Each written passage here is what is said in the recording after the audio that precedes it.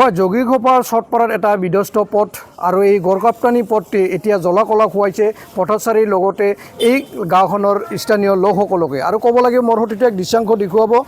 পুখুৰী সদৃশ্য এই পথটোৱে এতিয়া বোকাময় লগতে এজাক বৰষুণ পৰাৰ লগে লগে পুখুৰী সদৃশ্য হৈ পৰে এই পথটিত কিন্তু সঘনাই দুৰ্ঘটনা সংঘটিত হয় অতি বেষ্টনীয় পথ কাৰণ 17 নং ৰাষ্ট্ৰীয় ঘাইপথৰ পৰা চটপাৰালৈ যোৱা এই পথটিৰ এই দুৰৱস্থা মোৰ সৈতে এই দৃশ্যাংশ দেখুৱাই আছে এই যে এজাক বৰষুণ পৰাৰ লগে লগে পুখুৰী সদৃশ্য হৈ পৰে এই পথটি আৰু এই পথটিৰ সঘনাই কিন্তু দুৰ্ঘটনা সংঘটিত হৈ আহিছে আৰু মোৰ লগত স্থানীয় গাঁওবাসী আছে তেওঁৰ পৰা কিছু কথা জানিম কি ক'ব আপোনালোকৰ গাঁৱৰ দুৰৱস্থা আমাৰ দুৰৱস্থা মানে পানীত হাঁহ নচৰা অৱস্থা এই ৰাস্তাটোৰ কাৰণে যিহেতু ওচৰতে 17 নং ঘাইপথৰ লগত সংলগ্ন এই ৰাস্তাটো আছে ইয়াত বেক চাইডত আমাৰ লজিষ্টিক হাব ইমান ডাঙৰ বৃহৎ এটা পাৰ্ক আছে সেই লজিষ্টিক পাৰ্ক ইয়াৰ পৰা 1/2 কিলোমিটাৰ নহয় আৰু এইটো আমাৰ 17 নং ঘাইপথৰ পৰা মোটামুটি 600 মিটাৰ নহ'বই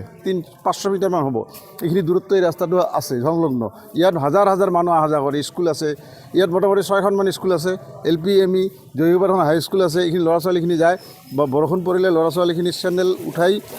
কাপোৰ দাঙি যাব লগা হৈছে এনেকুৱা দুখৰ কথা গতিকে এই স্কুল লগতে এখন স্কুল লগত মাৰ্কেট আৰু ৰাস্তাটো এই অৱস্থা হৈছে যিহেতু আমি লজিষ্টিক হাব বা 17 নং ঘাইপথৰ ওচৰতে থাকোঁ গতিকে এই বস্তুখিনি মেৰামতি কৰাৰ কি যে ব্যৱস্থা লৈছে মই একো গম পোৱা নাই কিন্তু এইখিনি বিভাগীয় কৰ্তৃপক্ষক অৱগত কৰাইছে নেকি বিভাগে অৱগত কৰিছোঁ পঞ্চায়তত কৰিছোঁ আমি ব্লকত কৰিছোঁ আমি PWD যেটা কি তাতো এপ্লিকেশ্যন কৰা হৈছিল কিন্তু তেওঁলোকে কোনো আজিলৈ ব্যৱস্থা কৰা নাই গতিকে মই এইবাৰ আপোনালোকৰ চেনেলৰ জৰিয়তে অনুৰোধ কৰোঁ যে বিভাগীয় কৰ্তৃপক্ষই অতি সোনকালে আহক চাওক আৰু মেৰামতি কৰি দিয়ক তেনেহ'লে ৰাইজৰ সুবিধা হ'ব মোৰ সৈতে এক দৃশ্যাংশ দেখুৱাব কিদৰে অহা যোৱা কৰিবলগীয়া হৈছিল এই বিধ্বস্ত হোৱা পথটো কাৰণ দীৰ্ঘদিনৰ পৰা এই পথটি মেৰামতি নকৰাৰ ফলত আজি এনেকুৱা জামৰ জট ভুগিবলগীয়া হৈছে এই অঞ্চলৰ লোকসকলে আৰু এই পথচাৰীসকলে ক'ব লাগিব যে এই চটপাৰা যি গড়কাপ্তানীয় পথ এই গড়কাপ্তানীয় পথটোৰে এই দুৰৱস্থা আৰু কাষতে এখন বিদ্যালয় আছে আৰু বিদ্যালয়ত কোন ছাত্ৰ ছাত্ৰীসকলে বাৰিষাৰ সময়ত এই পথটিৰে অহা যোৱা কৰিবলগীয়া হৈছে আন এজন লোক আছে তেওঁৰ পৰা জানিম কি ক'ব আপোনালোকৰ গাঁৱৰ যি দুৰৱস্থা পথ কি ক'ব আমাৰ ইয়াতে এটা স্কুল আছে স্কুলৰ ওচৰত ৰাস্তাটো মানে এনেকুৱা গাৰা হৈছে মানুহ যা কৰিব নাপায় ছাত্ৰগুলি আহিব নাপায় একাটো কৰি পানী হৈ যায় সেইকাৰণে আমি চৰকাৰক জনাইছোঁ যে জলদি যেন আমাৰ ৰাস্তাটো অলপমান ভাল কৰি দিয়ে এইটোৱে আমাৰ দীৰ্ঘদিনৰ মেৰামতি নকৰাৰ ফলত এনেকুৱা অৱস্থা হৈছে আমিতো বহুত কৈছোঁ আমি পঞ্চায়তত কৈছোঁ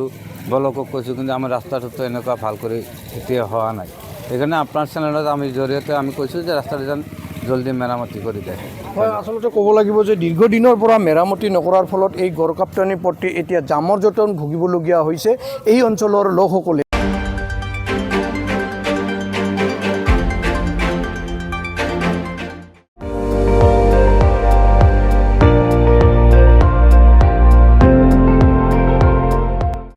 আপুনি চাই আছে ND24